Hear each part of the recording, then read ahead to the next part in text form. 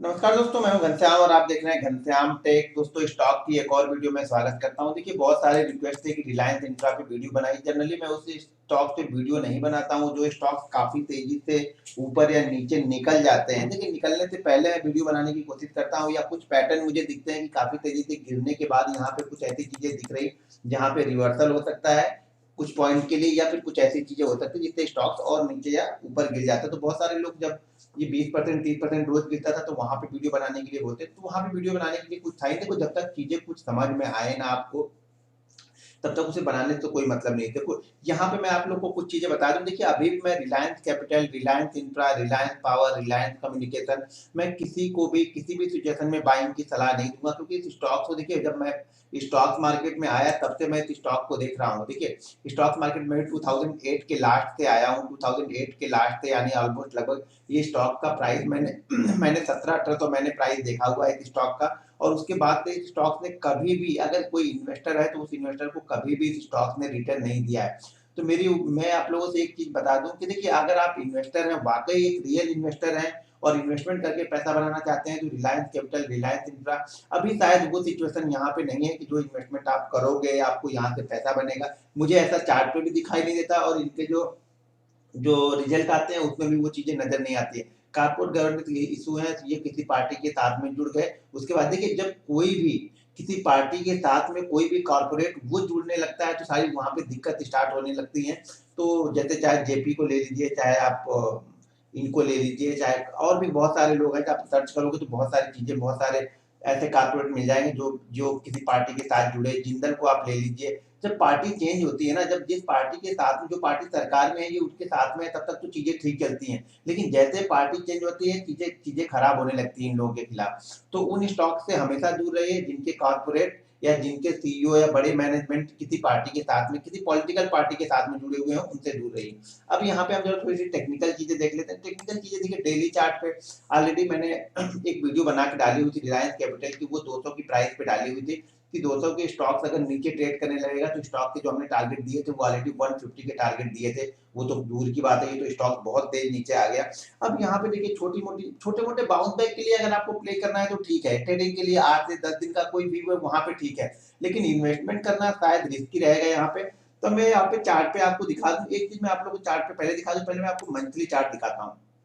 Monthly chart में एक चीज यहाँ पे देखिए, कोई भी स्टॉक अगर अपनी लिस्टिंग प्राइस से कंटिन्यू नीचे चलने लगे, चाहे वो बहुत ऊपर जाके नीचे आया हो, तो हमेशा उस स्टॉक से कभी भी, मेरी मेरी ये मेरी एनालिसिस है, आपकी अपनी हो सकती है। फिलहाल उससे कब तक दूर है, जब तक इस स्टॉक में कोई रिवर्सल पैटर्न आपको ना दिखे। अब ये इसकी लिस्टिंग प्राइस 127 या 122 ऐसी कुछ तो थी। लिस्टिंग प्राइस, ओपनिंग 127 की लिस्टिंग प्राइस है, और उस दिन की क्लोजिंग इसकी 117 पे हुई है। यानी ये स्टॉक अगर डेली चार्ट पे 117 के नीचे कंटिन्यू क्लोज देने लगे, यहाँ पे देखिए एक बार 102 का लो जरूर लगाया, क्लोजिंग 117 पे हुई, क्लोजिंग वहीं पे हुई, फिर नीचे गया और नीचे से ऊपर आया। जब भी 117 के नीचे अगर ये क्लोज देने लगेगा तो मेरे हिसाब से आपको जो भी सिचुएशन होगी, जो भी लोग फंसे हैं, बहुत सारे लोग बोल रहे हैं कि मेरे पास प्राइस पे है 160 पे है, 180 पे है, 200 पे है, तो उन लोगों के लिए अगर इतनी देर तक आप रुके हो तो इसकी ध्यान रखना कि जब भी ये 117 के नीचे क्लोज करना स्टार्ट कर देगा, 117 के नीचे कंटिन्यू दो क्लोजिंग स्टार्ट कर देगा, तो ये स्टॉक काफी तेजी से और भी नीचे जा सकता है। इसके नीचे जाने की, देखो नीचे कहां तक जा सकता है कोई उम्मीद नहीं। ऊपर जाने के लिए मैं कुछ चीजें आपको बता दूं कि फिलहाल इस समय ऊपर जाने के लिए स्टॉक देखिए 150 का एक रेजिस्टेंस, छोटा सा रेजिस्टेंस है। अगर स्टॉक 150 को क्रॉस करेगा तो ये 164 तक जा सकता है। मैं यहाँ पे रिकमेंड नहीं कर रहा हूँ कि आपको लेना है, लेकिन अगर आप छोटे ट्रेडर हो तो ध्यान रखिएगा 150 के बाद ये 164 165 तक की मूवमेंट दे सकता है। अगर आप 150 पे ट्रेड लेते हो तो स्टॉप लॉस देखिए, इसके स्टॉप लॉस काफी वोलेटाइल है। तो अगर आप ये सोच के स्टॉप लॉस लगाओ कि 1% 2% का स्टॉप लॉस, तो वो अगले दिन ही आपका कट हो जाएगा, क्योंकि ये इतना वोलेटाइल है कि दिन भर में 8 से 10% के ऊपर या नीचे के मूव तो मार ही देता है। तो स्टॉप लॉस आपको एडजस्ट करना पड़ेगा, कम से कम 5 से 7% के ऊपर का स्टॉप लॉस लगाना पड़ेगा। कब, जब ये 150 को क्रॉस करके क्लोज करना स्टार्ट कर देगा, तब तब मेरे ख्याल से आपके लिए 142 का जो स्टॉप लॉस होगा वो यहाँ पे सफिशिएंट हो जाना चाहिए। अगर कटेगा तो छोड़ देना। तो 164, अब यहाँ पे देखिए जो शॉर्ट टर्म इसका ट्रेंड है, शॉर्ट टर्म ट्रेंड जो 20 और 50 का एक्सपोनेंशियल मूविंग, देखिए ये 20 के एक्सपोनेंशियल मूविंग एवरेज को ही किसी तरह से किसी भी समय पिछले 6 महीनों में किसी भी समय ये क्रॉस नहीं कर पा रहा। अक्टूबर के बाद से देखिए कंटिन्यू ये 20 एक्सपोनेंशियल मूविंग एवरेज के पास में ही आके रेजिस्टेंस ले रहा।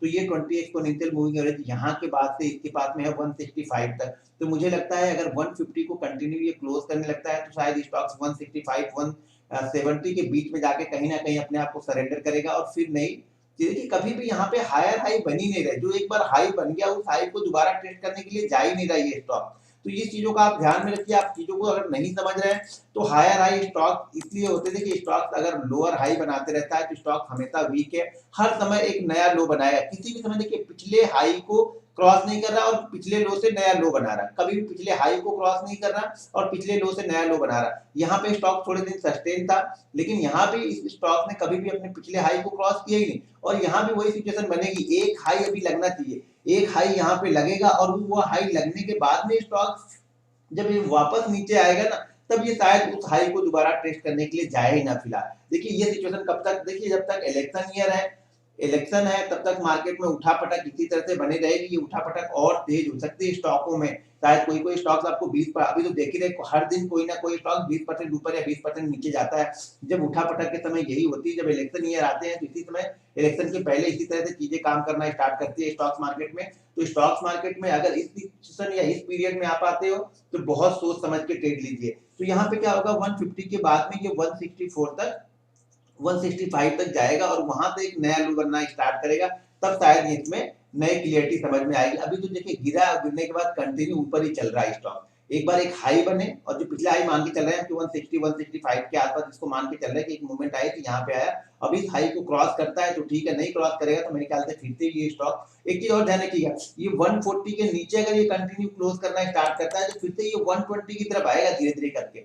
150 के ऊपर 164 65 तक और 140 के नीचे की कंटिन्यू दो क्लोजिंग थे, 140 के नीचे की दो क्लोजिंग इसको वापस 120 तक लेके आएगी। तो मेरा ये था रिलायंस पे भी आप लोग का बहुत रिक्वेस्ट थी आप लोगों की, इसलिए मैंने ये वीडियो बनाई रिलायंस की। रिलायंस कैपिटल की बात हम यहाँ कर रहे हैं, रिलायंस कैपिटल है, रिलायंस इंफ्रा की भी वीडियो में बना के डाल देता हूँ, रिलायंस कैपिटल और रिलायंस इंफ्रा दोनों के वीडियो बना के डाल देता हूँ, तो आप लोग उसको देख लीजिएगा। मेरे हिसाब से थोड़ा सा स्टॉक से दूर ही रहे तो ही अच्छा है। बहुत सारे अच्छे स्टॉक्स पड़े हैं जिसको हम इन्वेस्टमेंट के लिए देख सकते हैं, तो ऐसे स्टॉक्स में क्यों, यहाँ पे दिखता जरूर है कि 100 वाला स्टॉक से आप 150 हो चुका है, लेकिन ये चीजें समझना बहुत मुश्किल है। और ऐसे स्टॉक जहाँ पे कॉर्पोरेट गवर्नमेंट के इशू हो वहां से थोड़ा सा दूर रहिए। कंपनी आरकॉम ने आपको पता ही अपने आप को दिवालिया घोषित करने के लिए अर्जी डाल दी है, तो वही चीजें शायद आगे चल के बहुत सारे और भी स्टॉक्स हैं, बहुत सारे और भी ऐसे सेक्टर हैं जहां पे ये चीजें आपको शायद देखने को मिल सकती हैं। तो दोस्तों ये थी मेरी रिलायंस कैपिटल पे वीडियो। अगर वीडियो पसंद आए तो वीडियो को लाइक और शेयर कीजिए और मैं मेहमानों से रिक्वेस्ट है कि चैनल को सब्सक्राइब करके जाइए। मिलते हैं नेक्स्ट वीडियो में।